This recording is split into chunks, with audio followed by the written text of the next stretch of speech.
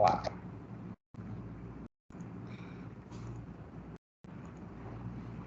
Então, agora a gente vai ver tratamento de erros, tá?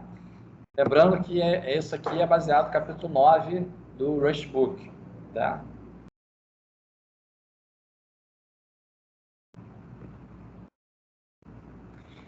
O que a gente vai ver, né? Então, a gente vai ver que o Rush ele possui diversos recursos aí de tratamento de erro. Em muitos casos, o Rush informa, né, sobre um possível erro que deve ser corrigido antes que o código possa ser compilado, que é muito bom, tá? Então, você descobrir que você vai ter um erro, né, antes mesmo de você conseguir compilar ele, e te obriga a tratar o erro, tá? Olha só, o Rush ele tem duas categorias de erros, tá? Os erros que são recuperáveis, tá? Ou que você pode fazer algum tipo de tratamento. Então, onde relata ao usuário um problema e vai tentar novamente depois. Exemplo, um erro de arquivo não encontrado. Você pode tratar isso e falar assim, bota o nome do arquivo correto. Tá? E erros irrecuperáveis, que são sintomas de bug, onde o Rush encerra o programa imediatamente. Tá? Exemplo, tentar acessar um índice além do final de um array. Ele vai encerrar com um cara que chama panic. A gente vai ver esse panic aí muitas vezes, tá? A maior parte das linguagens não faz a distinção entre erros dessa forma. Normalmente eles usam exceções, tá? Teoricamente, algumas linguagens fazem, tá? Se você pegar o Java lá, acho que ele tem a classe exception e tem a classe error. A classe error é para erros que você não deveria recuperar, e a classe exception é para você, coisas que você pode tratar, tá? O Rush não possui exceções. Em vez disso, ele tem um tipo que chama result, tá? E esse result ele tem dois parâmetros ali de tipo, né? Que é ou o dado que você está esperando como resultado ou um erro que você vai fazer o tratamento, tá? Então você tem esse tipo de coisa, né? E você tem uma macro chamada panic para os erros irrecuperáveis, tá? Também vamos ver algumas considerações que são levadas ao decidir se a gente vai tentar recuperar um erro ou interromper a execução do programa. Tá? Então vamos lá, falar um pouquinho de erros irrecuperáveis aí com panic, né? Existem duas formas de fazer o Rush entrar em pânico. Tá? Ocasionar o erro, como acessar um índice inválido no array, ou chamar explicitamente a macro panic. Então, se você quer que o programa seja encerrado abruptamente, você vai lá e chama o panic. Ele vai ser encerrado, tá? Por padrão, né, quando o Rush entra em pânico, ele vai imprimir a mensagem de erro, vai resolver e limpar a pilha e vai terminar. Tá? Ele vai fazer a limpeza de memória ali, né? Esse processo aí de resolver limpar a pilha, ele é trabalhoso. Então, o Rush ele te permite você escolher a alternativa de abortar imediatamente, sem realizar essas ações. E aí, quem vai fazer a limpeza de memória é o sistema operacional. Que, em último caso, quem é dono da memória mesmo é o sistema operacional. Se ele toma conta do processo, tá? E o processo é encerrado, teoricamente, o sistema operacional deveria limpar a memória do processo, tá? Como é que a gente chama o panic? Panic exclamação passa como parâmetro a mensagem que você quer que seja exibida para o usuário, tá? Então, a gente roda esse programa, você vai ver essa mensagem aqui, ó. Thread main panicked at crash and burn src main linha 2, coluna 5. Tudo bem? O Rush vai informar que entrou em pânico, formando o arquivo e a linha e a coluna. Beleza. Outro exemplo de código que gera pânico é esse aqui. Você vai acessar o array fora da posição válida. Tá? Então, você tem um vetor aqui com 3 posições, você acessa a posição 99, ele está programado para lançar uma exceção, né, de pânico. Se você tivesse fazendo esse programa em C, né, você ia ter a possibilidade de gerar um buffer overread, que é o seguinte, o C não trata isso. Se você acessar uma posição fora da memória, desde que você não acesse fora da memória do processo, se você acessar fora da memória do processo, você vai ter um segmentation fault. Tá? Então, assim, se você acessar dentro da memória do processo ainda, você vai lá e acessa uma outra variável. Tá? E aí isso é uma vulnerabilidade, assim, severa, tá? E programas em C precisam tratar esse tipo de coisa manualmente para impedir que isso aconteça, porque é usado para causar violações de segurança. Tá? No Rust você não vai conseguir fazer isso. Tá? Ele vai entrar em pânico e encerrar o programa. Tá? Então o Rust ele interrompe a execução impedindo o buffer overread, que é uma vulnerabilidade. Né? Então ele vai te mostrar essa mensagem aqui, ó. Thread may panicked at index out of bounds, lane is 3, but the index is 99, que é o 99, né? Então, aí você sabe que você acessou o índice inválido. Se você quiser ver uma mensagem de erro mais verbosa, assim, se você quiser ver a stack trace completa, tá? Se você gosta de Java, você gosta disso aqui, né? Você gosta de ver a stack trace toda, que, assim, pode te trazer informações interessantes para fazer debug, mas na hora de você ler o erro, você vê a stack trace toda, te causa um problema de legibilidade também, que você fica procurando ali no meio da stack trace onde está o teu erro de verdade. Tá? Mas se você quiser ver isso, você seta aí, ó, Rust trace para 1, é uma variável de ambiente, né?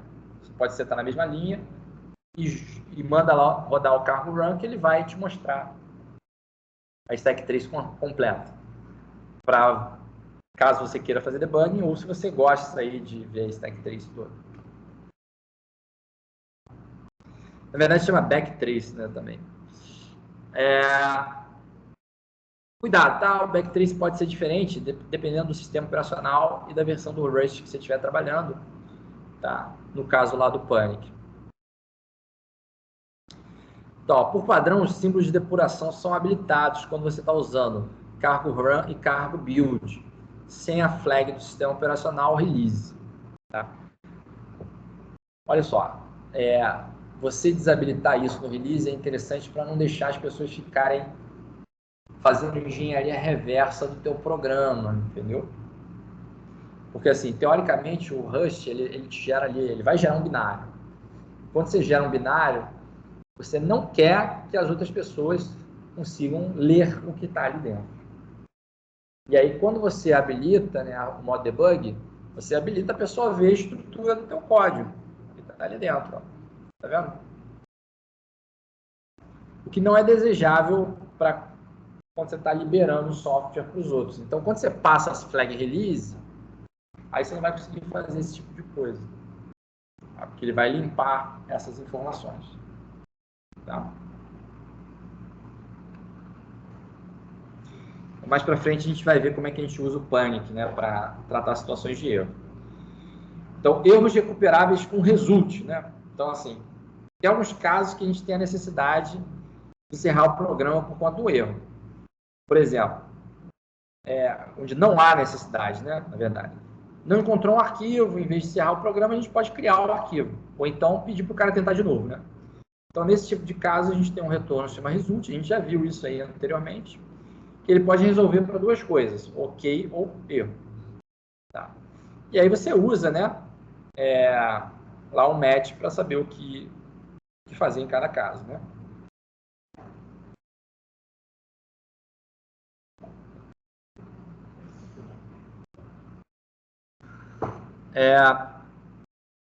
Então, por exemplo, né, quando a gente tenta abrir um arquivo, a gente vai ter um result. Tá? Então, aqui tem um código, ó, file open hello.txt, ele vai trazer para a gente um result. Tá? O tipo T, né, ele é um fs file, que é um identificador do arquivo, ou ele retorna um E, que é um stdio erro. Tá? Como é que a gente faz o tratamento de erro? Primeira estrutura básica para a gente fazer o tratamento é usar o match. Tá? Então, você faz o match dessa variável Se for ok, executa esse código. Se for erro, executa outro. Nesse caso aqui, se você quiser interromper o teu programa abruptamente em caso de erro, você chama o panic. Tá? Panic é quase um system exit. Né? A gente está acostumado, né? Dá um exit. Tá? Aqui no caso é o panic.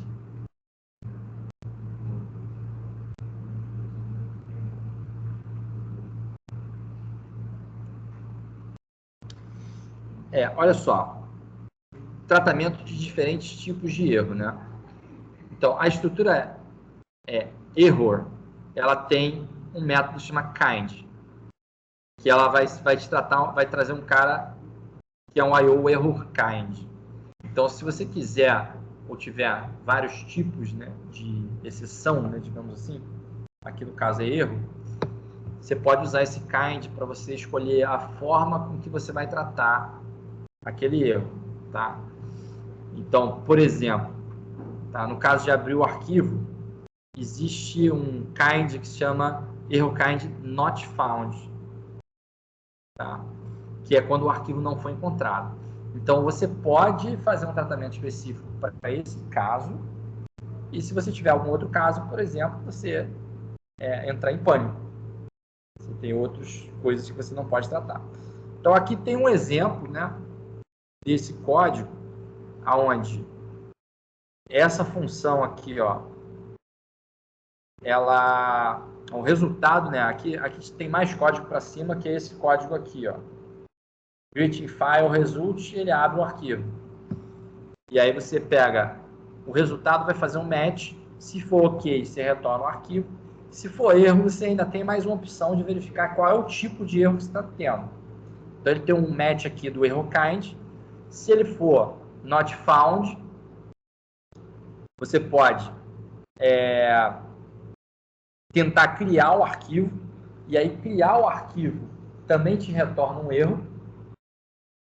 Pode te retornar um erro. Ou seja, ou você retorna o arquivo, ou você tem um panic porque você teve problema tentando criar o arquivo. Tem memória para criar esse arquivo? Pois é, pode ser. Acabou o espaço de disco. Tenta criar o arquivo, não vai criar. Tá? E aqui você tem o caso de exceção aqui, ó. Em relação ao erro kind not found, você tem outro erro.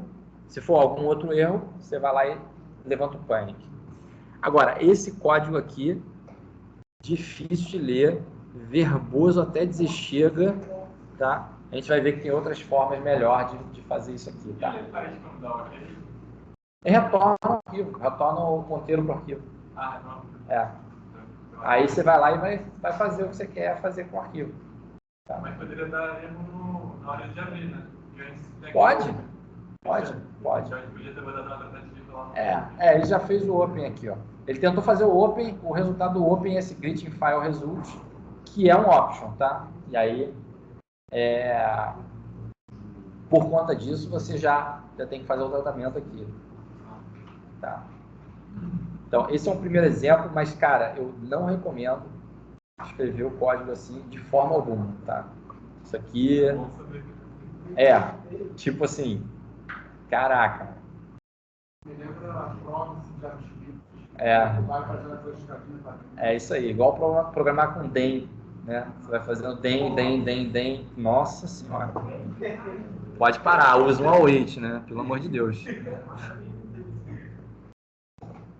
Tá? Então, a gente tem alguns atalhos que facilitam a nossa vida, assim, porque são operações que são repetitivas. A gente quer evitar essa verbosidade de código, né? Então, usar o match ele vai deixar o código muito verboso e vai dificultar a leitura. O tipo result TDE, né, possui diversos métodos para auxiliar a sua utilização. Tem um método atalho que chama unwrap, que é implementado com a expressão match. Se o result vier com valor ok, unwrap retorna o valor dentro do ok. Se o valor for erro, unwrap chama panic.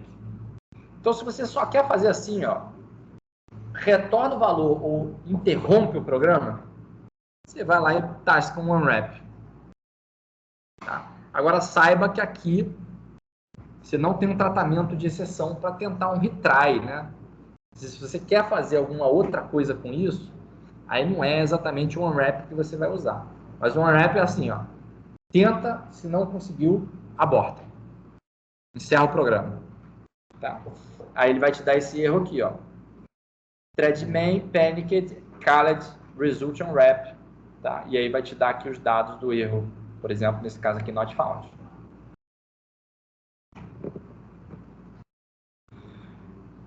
Existe uma outra função que a gente viu lá na primeira aula, né? O primeiro exemplo a gente viu que ia aparecer esse cara lá, que é o expect.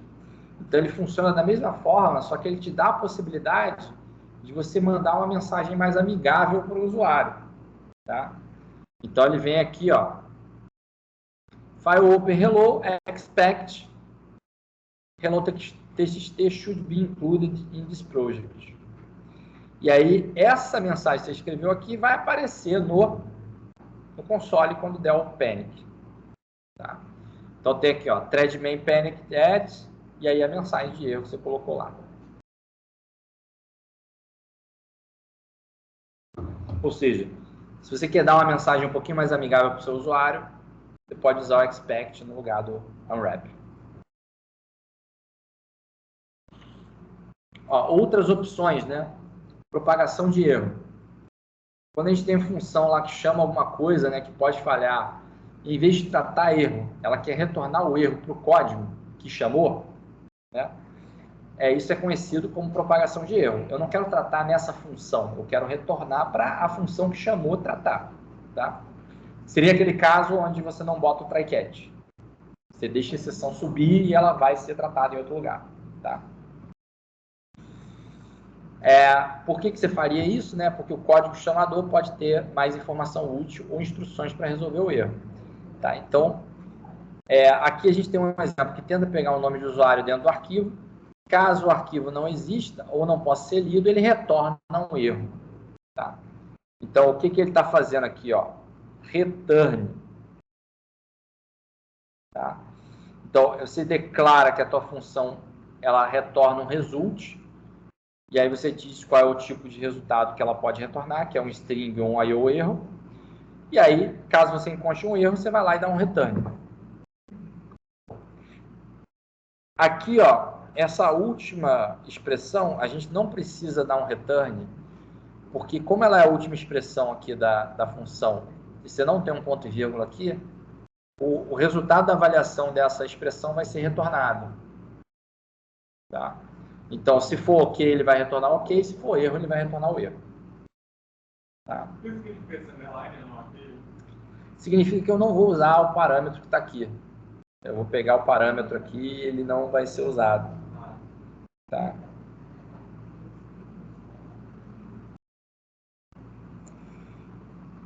Esse username vem daqui de cima, tá? Tá.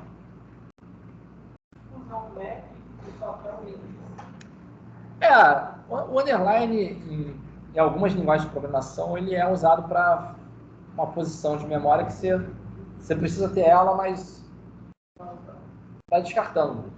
Então é como se fosse um espaço vazio. Ele bota o underline para dizer assim, ó, aqui tinha alguma coisa, mas sabe, ignora. Tá? É isso.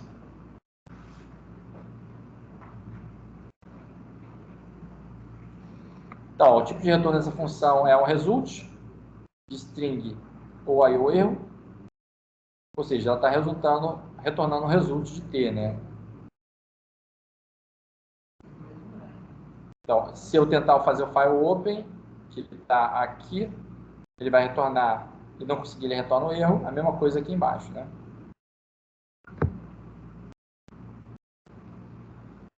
Agora vamos facilitar um pouquinho a nossa vida, tá? Existe um operador que se chama interrogação. Interrogação, ele vai facilitar, ó, quando você coloca uma interrogação colocada após o result, é tratado praticamente da mesma forma que o match. Tá? Se o resultado for ok, a expressão vai retornar um valor dentro de ok e continuar a execução do código. Se for erro, toda a função ela vai retornar erro, como se tivesse um return. Tá? Então ele vai fazer o que esse código aqui está fazendo, só que de uma forma muito mais simplificada. Tá? Então, como é que fica aquele código lá escrito com interrogação, né? File open, interrogação. O que significa isso? Se tiver tudo ok, ele vai atribuir para o username file o arquivo. Se não, ele vai retornar o result, tá? Com o erro. Tudo bem? Mesma coisa aqui embaixo, ó.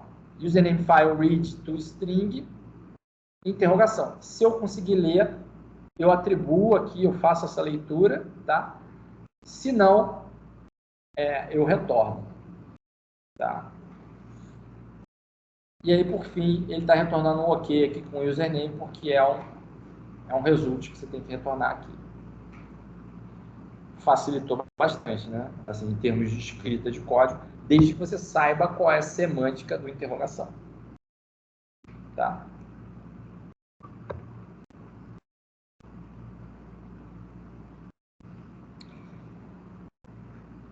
A diferença entre o match e o interrogação é que o interrogação utiliza a função from da biblioteca padrão do Rust. Tá? Então, essa função é utilizada para converter um tipo no outro. Ou seja, o interrogação ele chama o from, o tipo de erro é recebido e é convertido no tipo definido na função. Cadê a definição? Está aqui em cima. Tá? Isso pode ser útil quando temos uma função que retorna um tipo de erro para representar todas as maneiras que ela pode falhar, mesmo que por razões muito diferentes.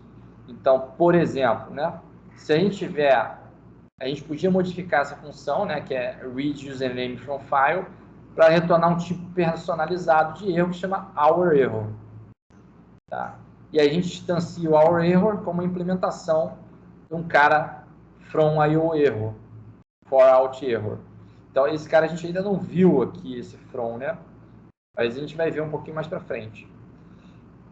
Então, a função, ela passaria a retornar ao error nos casos de falha. Tá? Eu acho que tem... Não tem exemplo. Pelo menos não botei aqui no slide, né? Vamos lá. O que mais que a interrogação faz, né? A gente deixa um código mais simples, né? Com menos redundância. E a gente poderia simplificar ainda mais o código encadeando chamadas após a interrogação. Por exemplo, file open, hello, interrogação. O retorno disso a gente sabe que é um resultado ok. Tá? Read to string e outra interrogação. Assim, a semântica da interrogação ela é mais ou menos parecida. Tem outras linguagens que usam interrogação no mesmo sentido.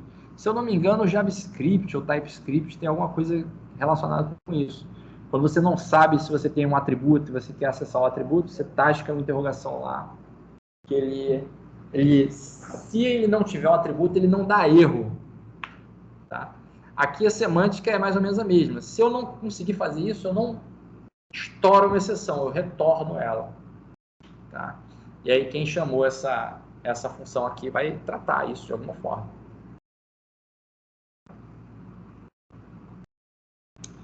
Então, ó, o que eles fizeram? Né? Moveu a definição do username para o início, né? Encadeou as chamadas.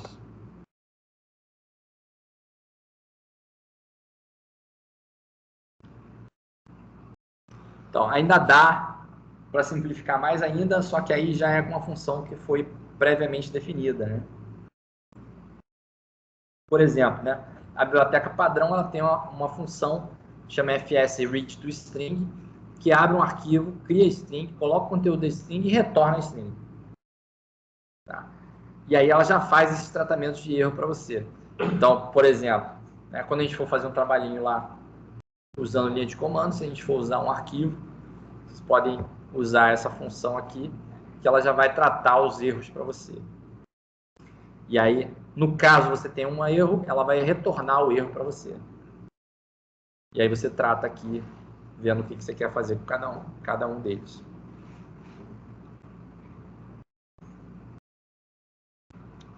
Então, cuidado, tá? Onde que o operador de interrogação pode ser utilizado? O interrogação só pode ser utilizado em funções onde o tipo retornado é compatível com interrogação. Então, esse código abaixo ele tem um problema, porque a função main, o retorno dela é vazio, né? Que é incompatível. Tá? Então, a gente pode resolver isso mudando o retorno da função ou adotando o uso de match, tá? Ou de outro método que retorna result t para tratar de forma apropriada. Então, se você tascar isso aqui na main, vai dar problema, porque não tem para onde retornar. É igual você lá tentando dar um await em JavaScript na função que não é async. Não dá para fazer. Porque a função async ela retorna a promise, né?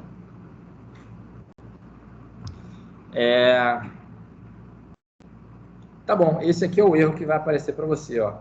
Cannot use a interrogação operator in a function that returns vazio, é incompatível.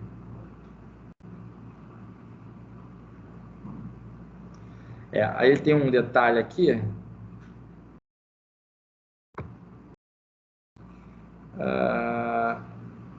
Tá. Ó, a mensagem de erro menciona que você também pode utilizar a interrogação com option. Tá? Então, se você quiser... Ó, a interrogação só pode ser usada em uma option caso ela retorne um option. Então, por exemplo, né? O option também é uma coisa que resulta em um resultado ou no valor, né? Ou um erro, né?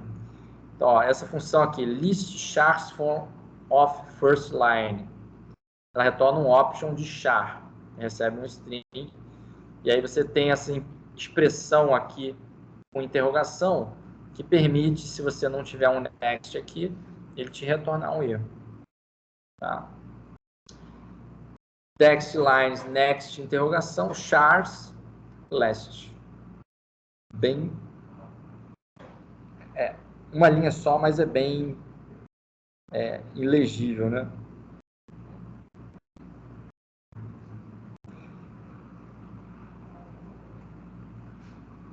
Comportamento semelhante se utilizar o result de T de E, né? Se retornar none, será retornado precocemente da função nesse ponto. Né? Se retornar sum, o valor resultado ele vai vir dentro do sum. Como é que a gente chama? E aonde que a gente chama?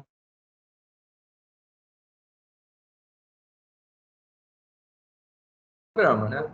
Então a gente faz com que os erros recuperáveis se tornem irreversíveis. Se a gente utilizar o result, né, o programa ele pode tentar se recuperar do erro. Então, por padrão, é mais fácil usar o result, né? A não ser um caso onde você acha que é interessante você chamar o panic, né? Por exemplo, códigos de protótipos e testes é mais interessante, né? Você usar o panic. Por exemplo, em exemplos é mais interessante, não é tão interessante colocar a recuperação de erro, porque basicamente você não quer complicar o código, você só quer mostrar um conceito. Então, se o conceito não funciona, você taxa o pânico lá. Tá? Então, quando a gente está nesse tipo de situação, você usa o unwrap, tá? Que é o cara que, caso dê problema, ele entra em pânico. Tá? Protótipos também, né? Se você não quer fazer tratamento de exceção, você vai lá e taxa com unwrap. Você não precisa ter robustez no código, você vai lá e encerra o programa. E, por exemplo, testes automatizados, você pode também simplesmente falar assim, se o teste não passar, encerra. Não quero saber. Aí você vai lá e faz ele falhar. Assim, o panic é para situações onde você sabe que teu programa não vai se recuperar, tá? Você fala assim, cara, aconteceu isso aqui, não adianta continuar, encerra o programa.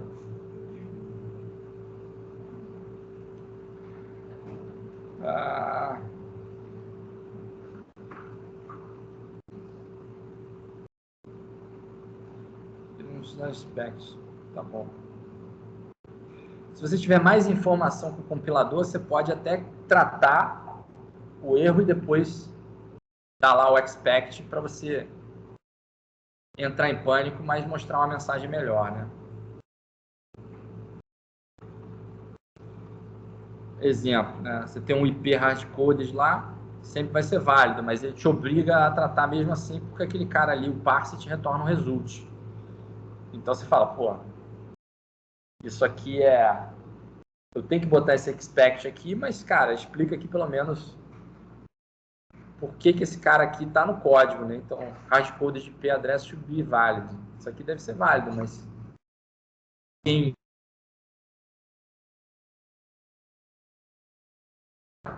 no código vai sair essa mensagem lá.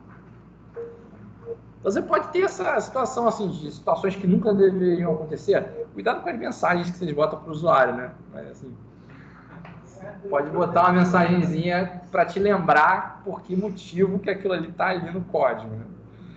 Tem umas histórias engraçadas, né? Os caras escrevendo em código, assim, isso nunca deveria acontecer. E aí, de repente, o negócio acontece. Tipo um else que nunca deveria passar naquele else. Aí o cara vai lá e tasca uma mensagem dessa, assim. Aí o dia que acontece, alguém lê, cara, isso nunca deveria ter acontecido. Caramba.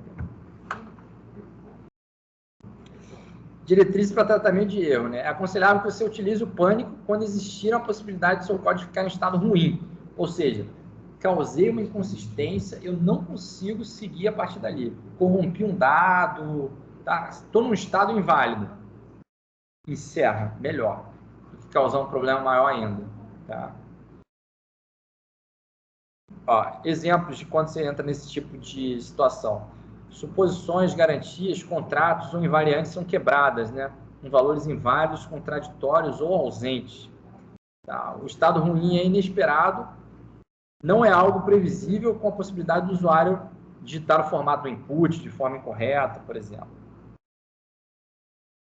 Ó, se a partir de um ponto seu código precisa acreditar que não está em um estado ruim, em vez de verificar o problema a cada passo. Eu chego num ponto do meu código que eu tenho que assumir que está tudo ok para eu poder trabalhar. Então, você faz o tratamento antes e, caso ele não esteja ok, você entra em pânico logo e aí, a partir dali, você sabe que está tudo ok. Tá? Quando não se tem uma maneira de codificar os tipos que você utiliza. Você pega um dado específico que você não consegue usar. Aí você entra em pânico. Se alguém chama o código e passa valores que não fazem sentido, é melhor retornar um erro. Tratamento de entrada de usuário não é para entrar em pânico. O cara digitou a parada errada. Faz o tratamento. Por quê? A gente espera que o usuário digite coisas erradas. É normal. Tá? Assim, teu programa, a menos que teu programa seja muito ingênuo, fala assim, não, se eu estou fazendo um exemplo de código, assim, só para aprender, né, aquele caso que ele falou, você, beleza, você entra em pânico, mas programas robustos, né, devem tratar casos atípicos. Isso possibilita o usuário da biblioteca decidir o que fazer caso de erro. Né?